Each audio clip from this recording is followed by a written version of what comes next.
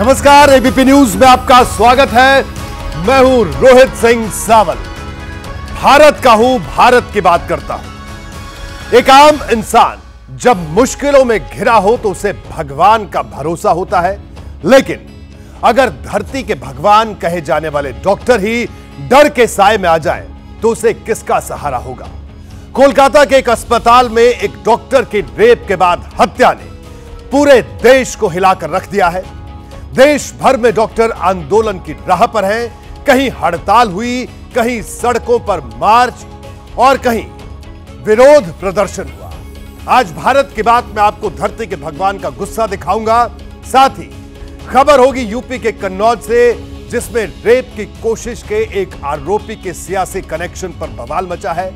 BJP का दावा है कि आरोपी नवाब सिंह यादव का समाजवादी पार्टी से सीधा रिश्ता है, तो समाजवादी पार्टी की कोशिश इसे खारिज करने की है। भारत की बात में आज खबर बांग्लादेश में अल्पसंख्यक हिंदुओं पर जारी जुल्म की भी, जो अब अंतर्राष्ट्रीय मुद्दा बन चुका है। लेकिन इस पर भारत में मची सियासी हलचल भी कई इशारे कर रही है। इसके साथ ही होगी बात हिंडनबर्ग रिसर्च की शेयर स्टोरी की। हिंडनबर्ग की सेबी चेयरमैन पर सनसनीखेज रिपोर्ट के बावजूद शेयर बाजार मजबूत बना रहा, लेकिन सियासत में हलचल मच गई। लेकिन सबसे पहले बात धरती के भगवान के गुस्से की। कोलकाता में महिला डॉक्टर की रेप के बाद हत्या की वारदात की जांच जारी है। मुख्य आरोपी सलाखों के पीछे है, उससे पूछताछ हो रही है। लेकिन इस बीच इस मुद्दे पर कोलकाता से दिल्ली तक सियासत काफी गर्मा गई। नहीं चाहिए और निर्भया नहीं चाहिए, नहीं चाहिए, नहीं चाहिए और निर्भया नहीं चाहिए। बहुत ज्यादा दर्दनाक हादसा हुआ है। अगर हमारा रेप होगा, ऑन ड्यूटी हमारा मर्डर होगा, ये नेशनल इशू है।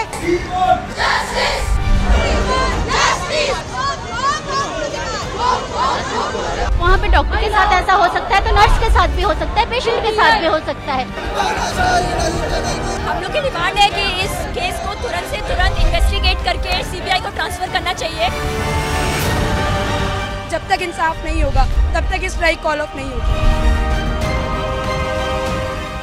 कोलकाता, दिल्ली, लखनऊ, भोपाल, चंडीगढ़, आप बस अंगुलियों पर नाम गिनते जाइए। हर शहर में एक जैसी तस्वीर है। देश भर में करीब 3 लाख रेजिडेंट डॉक्टर हड़ताल पर हैं, धरने पर बैठे हैं, प्रदर्शन कर रहे हैं। इनके विरोध में गम है और गम में गुस्सा है। गुस्सा व्यवस्था से और गम साथी को खोने का। कोई भी सेफ नहीं है नेक्स्ट डे हॉस्पिटल में, खुद के हॉस्पिटल में वर्क करने का। रोड की कहीं और जाने की तो बात अलग है। 3 लोगों ने ये काम किया है। ये गैंग रेप मर्डर का मामला है, निर्भया पार्ट 2 है। जब तक सीबीआई जांच नहीं होती हम नहीं सुनेंगे। 3 से 4 लोग इन्वॉल्व थे, एक को पकड़ा है। They should all be literally hunted and hanged to death। हमारा भारत सरकार और बंगाली गवर्नमेंट से अनुरोध है कि हम डॉक्टरों को इंसाफ मिले और जो हमारा प्रोटेक्शन एक्ट है उसको लागू किया जाए। All doctors are standing for her and we want the Central Protection Act। 9 अगस्त की रात कोलकाता के आरजी कर मेडिकल कॉलेज और हॉस्पिटल कैंपस में ट्रेनी डॉक्टर का रेप और मर्डर हुआ। मामला गरमाया तो देश भर के रेजिडेंट डॉक्टर धरने पर बैठ गए। इनकी मांगे भी कोई ज्यादा बड़ी नहीं है। हेल्थ केयर वर्कर्स की सुरक्षा के लिए सेंट्रल प्रोटेक्शन एक्ट बनाया जाए, मेडिकल संस्थानों में सुरक्षा व्यवस्था का ऑडिट करवाया जाए, सीसीटीवी कैमरों से अस्पतालों की मॉनिटरिंग की जाए। लेकिन इन सब से पहले मेडिकल छात्रा से हुई बर्बरता की जांच सेंट्रल एजेंसी को सौंपी जाए। अपनी इन्हीं मांगों को लेकर डॉक्टर हड़ताल पर चले गए तो पश्चिम बंगाल की मुख्यमंत्री ममता बनर्जी हैवानियत का शिकार हुई ट्रेनी डॉक्टर के घर पहुंच गईं। ममता ने 3 बड़े मैसेज दिए। मेडिकल छात्रा के रेप और हत्या के आरोपी संजय रॉय को वॉलंटियर बनाने वाली बंगाल पुलिस को बेस्ट पुलिस बताया। मामले की जांच सीबीआई को सौंपने के लिए खुद को रविवार यानी 18 अगस्त तक का समय दिया और लगे हाथ सीबीआई के सक्सेस रेट पर भी सवाल उठा दिए। পুলিশ যত তাড়াতাড়ি সম্ভব দোষীদের গ্রেফতার করবে আর রবিবার পর্যন্ত যদি তারা কোন কিনারা করতে না পারে এই কেসটা আমরা আমাদের হাতে রাখবো না, আমরা সিবিআই কে দিয়ে দেব। কিন্তু ওদের সাকসেস রেট খুব কম। মানুষের স্যাটিসফ্যাকশনের জন্য যদি কেউ ভাবতে পারে যে পুলিশ ঠিক মতো করতে পারছে না, যদিও Calcutta police is the best police in the world. Mamata Banerjee ने केस की फास्ट ट्रैक कोर्ट में सुनवाई और गुनहगार के लिए फांसी की मांग जैसी बातें भी कही, लेकिन बीजेपी ने उन्हें कटघरे में धकेल दिया। पूछा जिस पुलिस ने पोस्टमार्टम तक में लापरवाही बरती वो जांच क्या खाक करेगी? आप उसकी ठीक से पोस्टमार्टम नहीं कराते हैं, कुछ लोग सुसाइड की बात कर रहे हैं, क्या मतलब है इसका? कम से कम मरे हुए को भी न्याय नहीं देने की कोशिश करोगे? हम डिमांड करते हैं सीबीआई इंक्वायरी, जो वहां की भाजपा ने कहा है। और ममता जी, आप बार बार सीबीआई से भागती हैं, कम से कम एक मरी हुई डॉक्टर की नृशंस हत्या करके न्याय दे दीजिए आप। जिसे हम कहते थे सिटी ऑफ जॉय, आज वो सिटी ऑफ भय है। ये भय को दूर करना है। जहाँ चिकित्सा करने वाली डॉक्टर तक सुरक्षित नहीं है। यहाँ के प्रिंसिपल ममता के खास दलाल है। कलकत्ता पुलिस कमिश्नर खुद इसको दबा रहे थे। बीजेपी को सीपीएम का साथ मिला, लेकिन टीएमसी ने दोनों पर सियासत का इल्जाम लगा दिया। इसी के साथ छात्रा से बर्बरता जैसे संवेदनशील मुद्दे पर भी राजनीतिक विभाजन की रेखा साफ दिखाई देने लगी। बीजेपी इसको लेके वल्चर पॉलिटिक्स करने में रास्ते में उतरा है। ये कौन बीजेपी जो बिल्किस बानो का जो रेप किया था, वो लोग जेल से बाहर आने के बाद बीजेपी लीडर और रेपिस्ट को गार्लैंड किया था, माला पहनाया था। इस बीजेपी से हम लोग सुनने के लिए तैयार नहीं है। बंगाल में ममता बनर्जी जी की एक संवेदनशील सरकार है, वो अपनी जिम्मेदारी निभाएगी। उस जिम्मेदारी को निभाते हुए ही वो सरकार लोकप्रिय रही है और जनता ने बार बार उन्हें चुना है। तो हम उम्मीद करते हैं कि सरकार अपनी जिम्मेदारी निभाएगी। राज्य सरकार ने जो एसआईटी बनाई है बहुत तत्परता से बनाई है, उस पर भी अविश्वास करने का कोई कारण पैदा नहीं होता है। रेप की कोशिश के एक मामले ने उत्तर प्रदेश में भी सियासी तूफान खड़ा कर दिया है। कन्नौज में समाजवादी पार्टी का एक पूर्व ब्लॉक प्रमुख एक नाबालिग से रेप की कोशिश में गिरफ्तार हो गया। आरोपी नवाब सिंह यादव को बीजेपी ने अखिलेश यादव और डिंपल यादव का करीबी बताया, तो समाजवादी पार्टी से विरोधाभासी बयान आने लगे। कुछ नेता कह रहे हैं कि नवाब सिंह यादव का पार्टी से लेना देना नहीं है, लेकिन समाजवादी पार्टी की प्रवक्ता नवाब सिंह यादव को पुराना नेता बता रहे हैं। देखिए रिपोर्ट। सफेद रंग की पतलून, गहरे रंग की कमीज, सिर पर कतरे काले बाल और झुकी हुई निगाह, यह नवाब सिंह यादव। इल्जाम है नौकरी मांगने आई नाबालिग से बलात्कार की कोशिश का।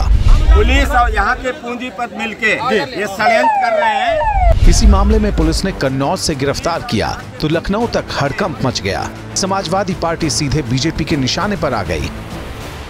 पार्टी का मूल चरित्र है, जो जितना बड़ा अपराधी हो उतना बड़ा समाजवादी। अब तो ये पार्टी मुझे लगता है कह दी जाएगी अयोध्या के बाद कन्नौज की घटना से बलात्कारी पार्टी। कभी बच्चों से गलती, कभी बुजुर्गों से गलती, तो मैंने गलती करने का छूट दे दिया गया। समाजवादी पार्टी के ब्लॉक प्रमुख रह चुके नवाब सिंह यादव के बहाने बीजेपी समाजवादी पार्टी पर हमलावर है। बीजेपी का आरोप है कि नवाब सिंह यादव समाजवादी पार्टी के अध्यक्ष अखिलेश यादव की सांसद पत्नी डिंपल यादव का करीबी है, लेकिन समाजवादी पार्टी इससे पल्ला झाड़ रही है। नवाब सिंह समाजवादी पार्टी का हिस्सा नहीं है आज की डेट में, लेकिन वहां बचाने सुबह सुबह बीजेपी का नेता जाता है थाने पे, तो इस पे तो मैं सवाल उठाऊंगा। और कौन सा आपस में ये गलभैया वाला प्रोग्राम चल रहा है, ये भी बात तो बीजेपी को ही जवाब देनी पड़ेगी।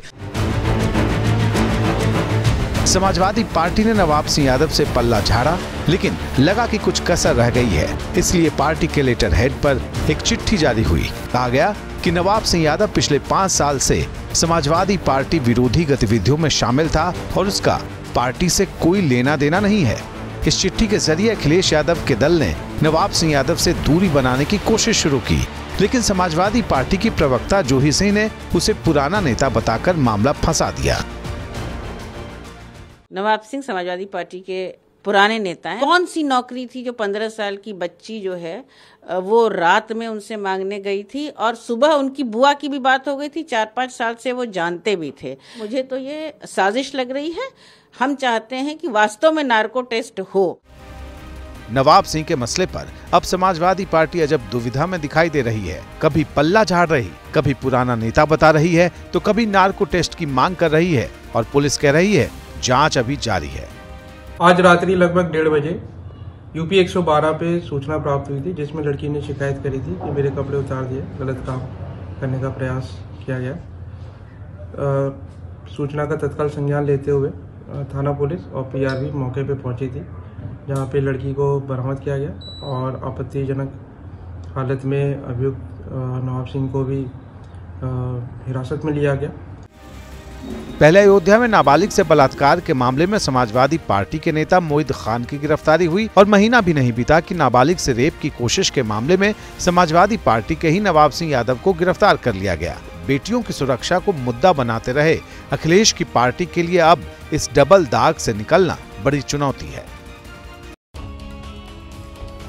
समाजवादी पार्टी इस मामले से खुद को अलग कर रही है। बाकायदा एक चिट्ठी जारी कर बताया गया कि नवाब सिंह यादव पिछले 5 साल से पार्टी विरोधी गतिविधियों में संलिप्त था और वो पार्टी का प्राथमिक सदस्य भी नहीं है। लेकिन अब मैं आपको एक तस्वीर दिखाता हूं। यह तस्वीर इसी साल 10 मई की है, जब कन्नौज में अखिलेश यादव और राहुल गांधी लोकसभा चुनाव के लिए प्रचार करने पहुंचे थे।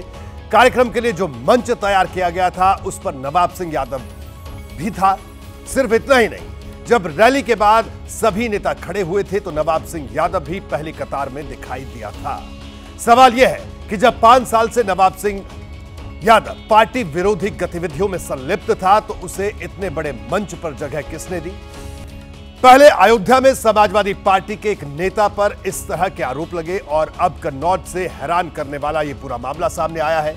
अपने नेताओं को लेकर समाजवादी पार्टी ऐसे वक्त में घिर रही है जब 10 सीटों पर उपचुनाव होने हैं। आज पार्टी की तरफ से 6 विधानसभा सीटों के लिए प्रभारी भी नियुक्त किए गए हैं। बड़ी बात यह है कि शिवपाल यादव को भी प्रभारियों की लिस्ट में रखा गया है। उन्हें अंबेडकर नगर की कटहरी सीट का प्रभारी नियुक्त किया गया है, जबकि अयोध्या की बहुचर्चित मिल्कीपुर विधानसभा सीट से सांसद अवधेश प्रसाद और लाल बिहारी यादव को प्रभारी बनाया गया है। सांसद वीरेंद्र सिंह को मिर्जापुर की मझवा और चंद्रदेव यादव को मैनपुरी की करहल सीट की जिम्मेदारी सौंपी गई है। वहीं पार्टी के बड़े नेता इंद्रजीत सरोज को फूलपुर और राजेंद्र कुमार को सीसामऊ का प्रभारी बनाया गया है। यहां अब यह बात तो साफ है कि समाजवादी पार्टी कम से कम 6 सीटों पर अपने प्रत्याशी जरूर उतारेगी और जो 4 सीट बची है उसमें से ही कांग्रेस को सीटें मिलेंगी। कांग्रेस को कितनी सीट दी जाएगी इसको लेकर तस्वीर साफ नहीं है।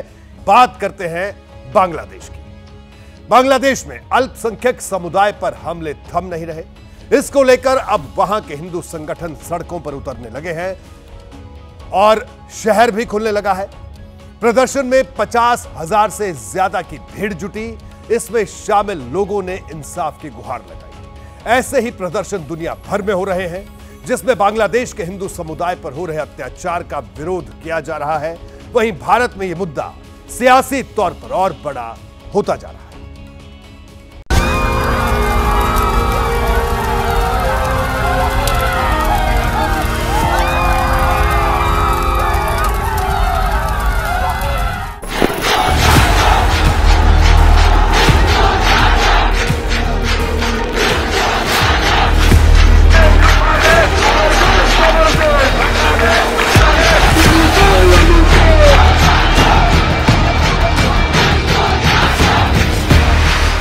ये तस्वीरें बांग्लादेश के खुलना की हैं, जहां देश के अल्पसंख्यक हिंदू समुदाय पर लगातार बढ़ते हमले का जबरदस्त विरोध करने लोग एकजुट हुए हैं।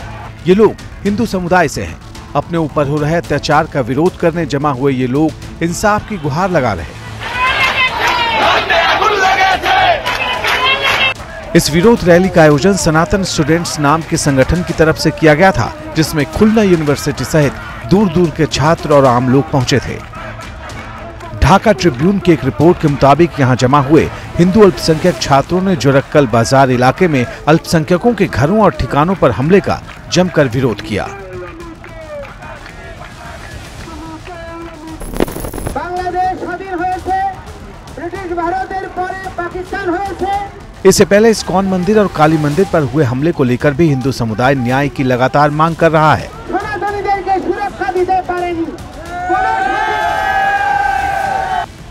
बांग्लादेश को इस समय डॉक्टर मोहम्मद यूनुस की अगुवाई वाली सलाहकार परिषद चला रही है, लेकिन हिंसा और अराजकता पर पूरी तरह काबू नहीं पाया जा सका है। लूटपाट जारी है। निशाने पर सबसे ज्यादा हिंदू और उनके घर और दुकान बताए जा रहे हैं।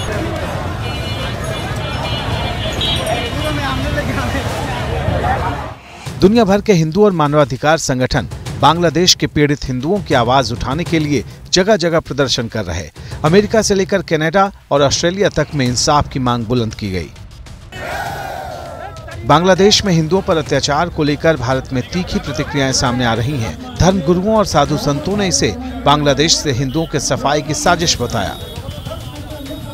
अभी समय है, अपने राष्ट्र को भी सुरक्षित करना है और बाहर जहां भी हिंदू के ऊपर अत्याचार हो रहा है उसके विरुद्ध खड़े होना है। अब समय आ गया है, हमारा राष्ट्र हिंदू राष्ट्र होना चाहिए। बांग्लादेश में हिंदुओं पर हो रहे जुल्म के विरोध में कई जगहों पर देश में प्रदर्शन जारी है।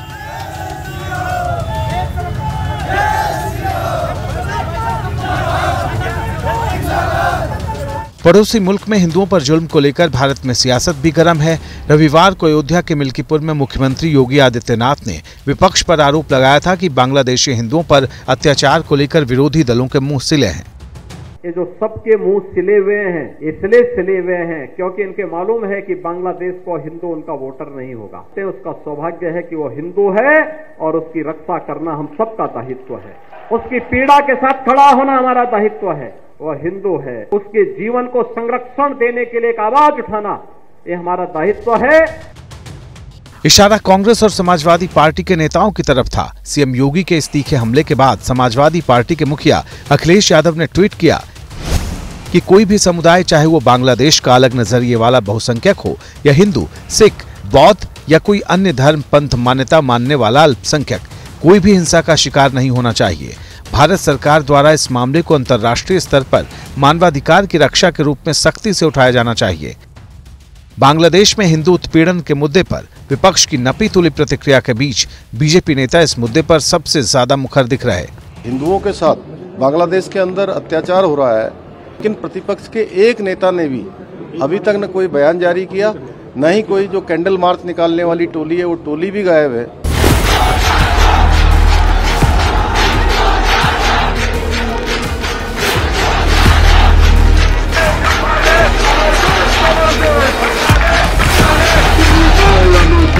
बात हिंडनबर्ग की शेयर स्टोरी की। हिंडनबर्ग रिसर्च ने सेबी चीफ माधवी बुच पर अदानी ग्रुप से जुड़े ऑफशोर फंड में निवेश का आरोप लगाया था। यह रिपोर्ट सामने आने के बाद आज शेयर बाजार में गिरावट की आशंका जाहिर की जा रही थी, लेकिन बाजार पर इसका ज्यादा असर नहीं दिखा। इससे समझा जा सकता है कि लोग हिंडनबर्ग की रिपोर्ट को ज्यादा गंभीरता से नहीं ले रहे। फिर भी इस पर सियासत तूल पकड़ चुकी है। विपक्षी दल जेपीसी जांच की मांग कर रहे हैं और बीजेपी कांग्रेस पर अर्थव्यवस्था तबाह करने की साजिश के आरोप लगा रही है।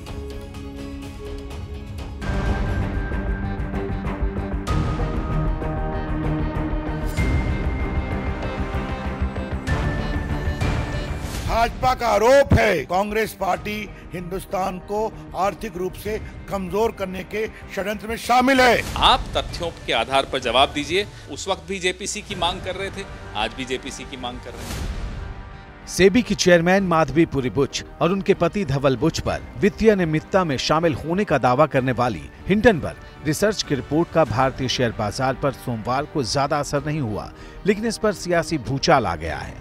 बीजेपी ने कांग्रेस पर सीधे सीधे आरोप लगा दिया है कि वो हिंदुस्तान की अर्थव्यवस्था को बर्बाद करने की साजिश में शामिल है। भारत के पूरे स्टॉक मार्केट को क्रैश कराओ, छोटे इन्वेस्टर्स के पूंजी निवेश को समाप्त कराओ, भारत में कोई आर्थिक निवेश न हो विदेश का, वो सबको रोको। ये है इनकी सोच। चाहते क्या है आप? मोदी की से नफरत करते हुए कांग्रेस पार्टी आज हिंदुस्तान से नफरत कर रही है। वहीं कांग्रेस की मांग है कि सरकार हिंडनबर्ग रिसर्च की रिपोर्ट में लगाए गए आरोपों की जेपीसी जांच कराए। इससे कम कुछ और मंजूर नहीं। आप तथ्यों के आधार पर जवाब दीजिए। हमें बताइए कि आपने माधवी जी को कैसे चेयरपर्सन बनाया? क्या आपके पास ये जानकारी नहीं थी? तो जाहिर सी बात है कि आरोप फिर लगेंगे और जांच की फिर मांग होगी। तभी हम उस वक्त भी जेपीसी की मांग कर रहे थे, आज भी जेपीसी की मांग कर रहे हैं। हिंडनबर्ग रिसर्च की रिपोर्ट के दावे पर सेबी चेयरमैन माधवी बुच ने सफाई दी। कहा कि हिंडनबर्ग के खिलाफ सेबी ने कार्रवाई शुरू की थी, कारण बताओ नोटिस जारी कर रखा है, इसी वजह से उन्हें बदनाम करने की कोशिश हो रही है।